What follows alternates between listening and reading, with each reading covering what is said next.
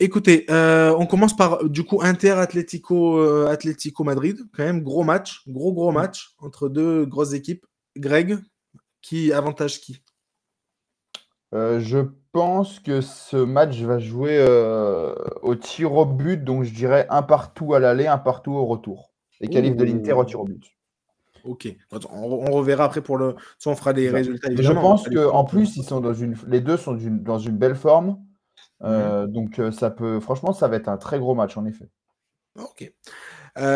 Nico, pareil, même C'est question. marrant parce que t'as dit les tirs au but, je pense exactement la même chose. Il me semble que les deux équipes sont assez proches l'une de l'autre, niveau effectif et niveau dynamique. Euh, Dynamique, moins euh, sûr, mais effectif, je te rejoins, mais dynamique, moins sûr quand même. L'Inter, c'est Bon, incroyable. l'Atlético a perdu quelques points en route, mais ça reste quand même, ils sont quand même toujours dans le coup pour se qualifier en Ligue des Champions, en Liga. Oui, Et oui, puis, bien sûr, mais, Et ce en Ligue des week-end, ils se Champions, sont fait plaisir, les deux. Hein. mais l'Inter Milan, quoi. Oui, oui, alors on va On être à parle. Milan. Donc, moi, par contre, je dirais pas un partout sur les deux matchs. Pour un match chacun, moi, je dirais avantage l'Inter 2-1 à Giuseppe Meazza et probablement l'inverse au retour, mais ça, on aura l'occasion d'en reparler. Mais 2-1 pour l'Inter. Ok. Moi, je crois que, enfin, pareil, en Italie, je vois bien une victoire quand même de l'Inter. On verra pareil pour le match retour pour l'Atlético. Pourquoi pas réagir? Parce que niveau effectif, encore une fois, là, par contre, je te rejoins, je pense que ça s'équilibre pas mal. Mais dynamique, l'Inter, ils sont injouables. T'as l'impression qu'ils sont complètement injouables en ce moment. Je sais pas, alors j'ai pas Attendez, est-ce que je peux la trouver? La forme exacte, Après, combien de attention, victoires ils ont? la Real Sociedad leur avait posé quand même des soucis il y a quelques temps. Oui, oui, c'est Oui, vrai, mais de- tu vois, c'était un de- Inter Milan déjà qualifié. C'était un Inter Milan déjà qualifié. Même à l'aller, je crois. À l'aller, il y avait eu. Ça avait été compliqué, je crois. Je sais plus, mais. Ah bon, ils n'ont pas été très impressionnants quand même en Ligue des Champions cette année, quoi. Ils ont été efficaces plus qu'impressionnants. Oui, oui, oui. Après, les deux ont mis 5-0. Ils ont mis 5-0. L'Atlético a mis 5-0 en championnat ce week-end et l'Inter 4. Donc, ils sont en forme. Ouais, non, c'est impressionnant. C'est impressionnant surtout sur, encore une fois, la série de victoires de l'Inter. Pour l'instant, donc, il y a 8 victoires sur les 8 derniers matchs et 9 victoires sur les 10 derniers matchs.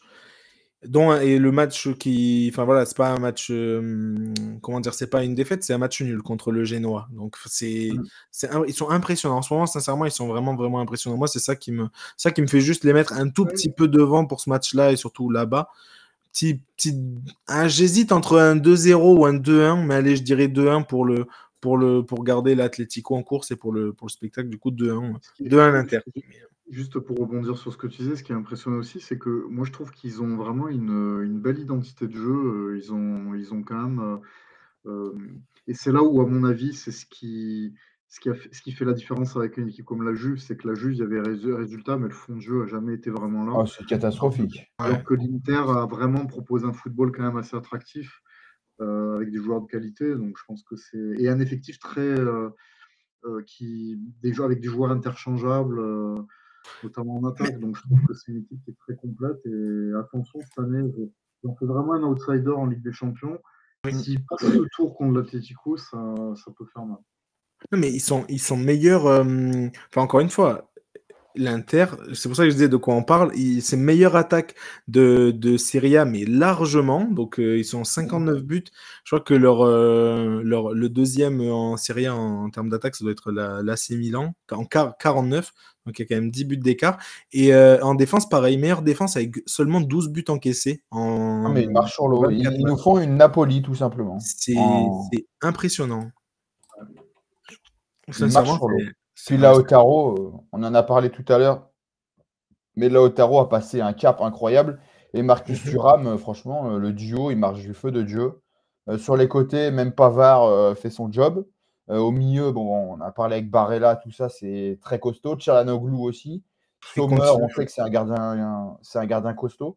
Donc non, Ouais, franchement, ils, il n'y a pe- pas ils beaucoup de perdent, ils failles. perdent Onana et ils prennent Sommer. C'est pas mal, Il hein. n'y a pas beaucoup de Vous failles dans savez, cet effectif. vous savez à quoi ça me fait penser, cet Inter? Vous vous souvenez l'année où Conte est fini deuxième derrière. Non, pardon, ils finissent champions avec le duo Lukaku, mais c'était Lukaku, première version, avant qu'il revienne l'année dernière. Ça, c'était avant son transfert à Chelsea. C'était encore une année Covid, je crois que c'est 2020-2021. Ils finissent champions. Lukaku termine meilleur buteur de Serie A et on a Lukaku, Lautaro qui marche sur l'eau. Mhm. Mais c'était Lukaku la locomotive de l'attaque. Eh Et oui. cette année, j'ai l'impression qu'on a un peu le même schéma, sauf qu'on a Marcus Thuram qui est un peu le Lautaro de cette saison-là, qui était déjà très fort, mais il marquait un peu moins. Il marquait déjà beaucoup, mais un peu moins. Et on a Lautaro qui joue le rôle que jouait Lukaku en 2020-2021.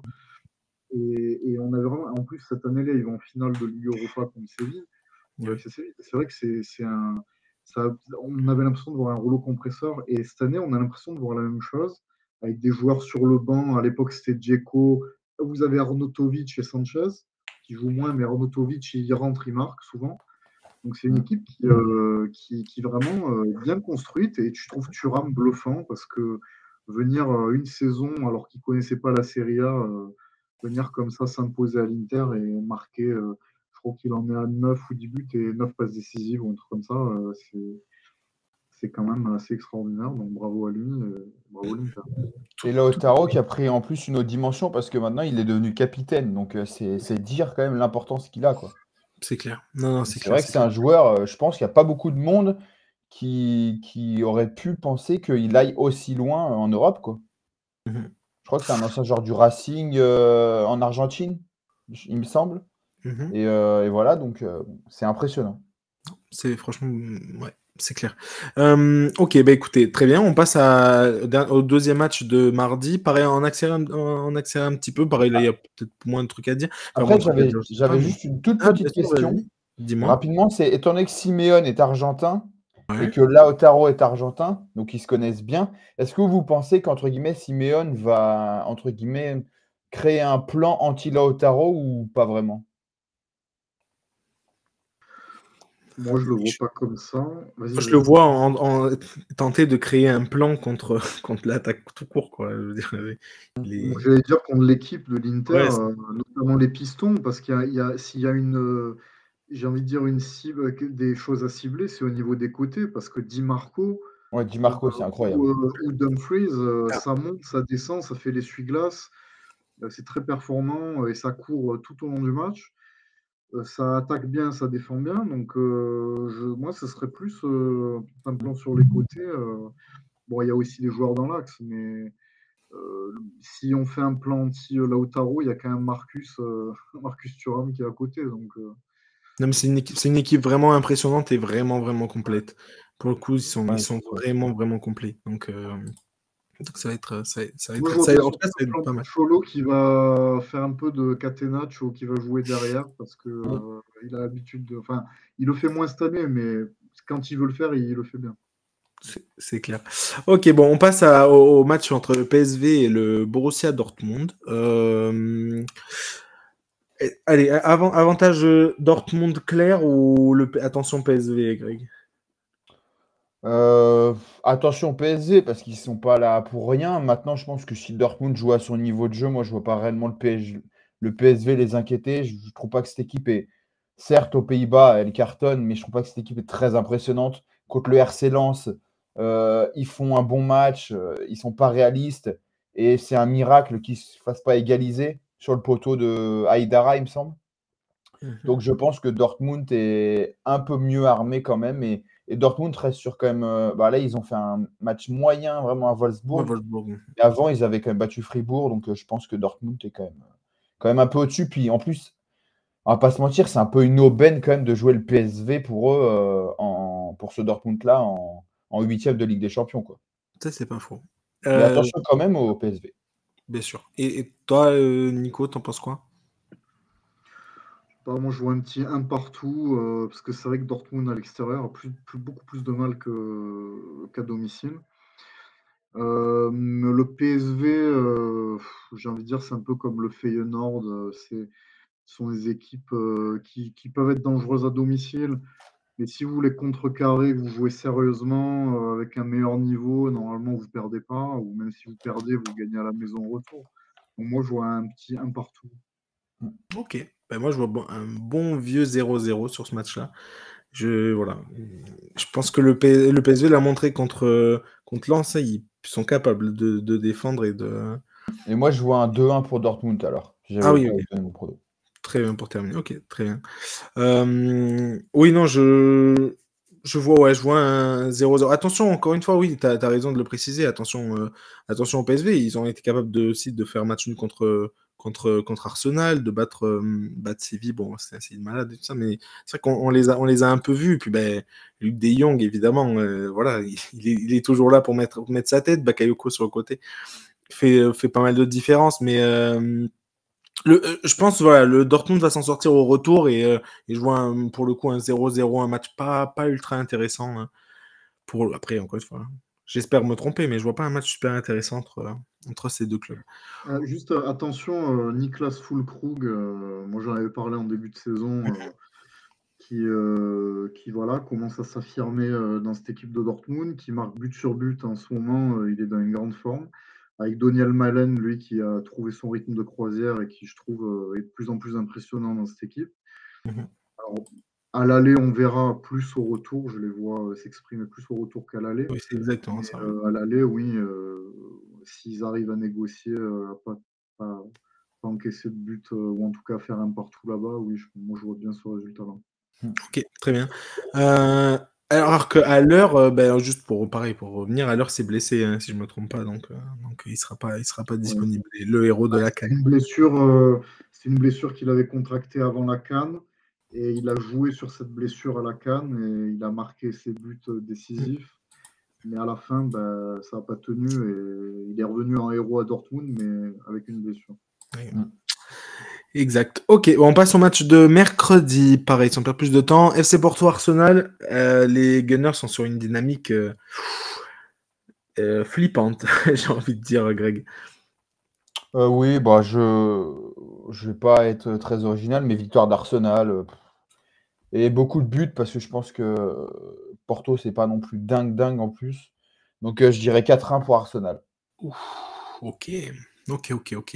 Toi, de ton côté, Nico, tu le rejoins?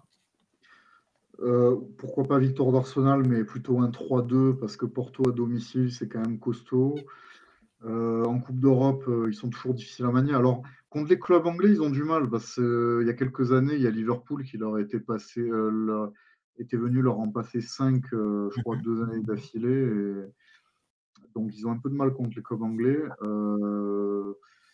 Mais je pense que oui, 3-2 pour Arsenal. Je vois bien un petit 3-2 pour les Gunners. Ok, très bien. Ben, moi, je vais. Allez, 3-1. 3-1 Arsenal. En fait, c'est vraiment la forme d'Arsenal qui. Parce que je suis d'accord que Porto, c'est pas une équipe facile à manier du tout. Ils sont pas dans leur meilleure période, même si là, ils ont gagné contre Estrella ce week-end. Et ils venaient de perdre et de faire match nul. Enfin bref, 2 matchs d'affilée sans victoire en championnat. C'est pas tout le temps que ça arrive hein, quand tu es le FC Porto. Donc cette année, c'est pas leur meilleure année du tout. Donc voilà, mais quand même, bref, ils ont des joueurs capables de faire des différences et aller un petit 3-1 histoire de se dire allez on sait jamais mais je pense que ça sera plié dès là et pour le coup ce match-là hein, à mon avis. Pareil, autre match bien intéressant. Naples-Barcelone, Greg, Naples-Barça. Ça c'est pas mal, ça c'est sympa à pronostiquer, mais En deux plus, équipes n'ont pas grand chose. Osimhen ne sera pas là. Ah, ouf, oui. Donc je vois un 0-0. Moi, je pense que ça va vraiment pas être top du tout. Ok, ouais. Pas optimiste. Est-ce que tu le rejoins, Nico? Pas en termes de but. À moi, pas 0-0 parce que les défenses sont tellement fragiles des deux côtés que je vois un 2-2 ou un 3-3 Ok. avec un Lewandowski qui se régale dans la défense napolitaine et au final, comment ça s'appelle Kvara qui va un peu danser dans la défense du Barça. Je pense que ça peut faire un bon 3-3, ouais. Et Ok. deux équipes malades, donc là, ça peut se jouer au péno, ça peut se jouer au tir au but, mais on ne sera pas dans la même qualité que Inter Atlético, à mon avis. Très bien. Moi, je vois une victoire du Barça 2-1 parce que depuis le retour de Cancelo, je les sens mieux. Je les sens bien mieux. Je trouve que Cancelo, je pense sincèrement, hein, c'était le meilleur joueur avant qu'il se blesse. C'était le meilleur joueur en tout cas le plus décisif joueur du Barça avant sa blessure. Et là, depuis qu'il est revenu, bon, il y a eu il y a eu un match nul, il y a eu une défaite à Villarreal, une défaite, bon, on se rappelle, on en a parlé, une défaite incroyable. Mais ça va quand même mieux. Et puis pareil, Lewandowski se remet à marquer. Et entre les deux équipes, si je dois vraiment en faire confiance à une, ce serait le Barça. Alors, ce serait pas, je dis pas que je miserais ma maison, mais voilà, si je dois en faire confiance à l'une des deux, ce serait plus le Barça. Donc, allez, 2-1 Barça. Enfin, 1-2 du coup, parce que Et c'est puis je pense qu'entre Xavi et Mazzarri, il y a quand même une classe d'écart. Je pense que Xavi doit être capable de contrecarrer les plans de Mazzarri qui n'en a pas. Donc ça va, à mon avis, à ce niveau-là, je pense que le Barça a quand même une chance. C'est que Mazzarri, depuis qu'il est revenu à Naples, c'est catastrophique. Donc, du coup, c'est vraiment dire. Hein. C'est dire.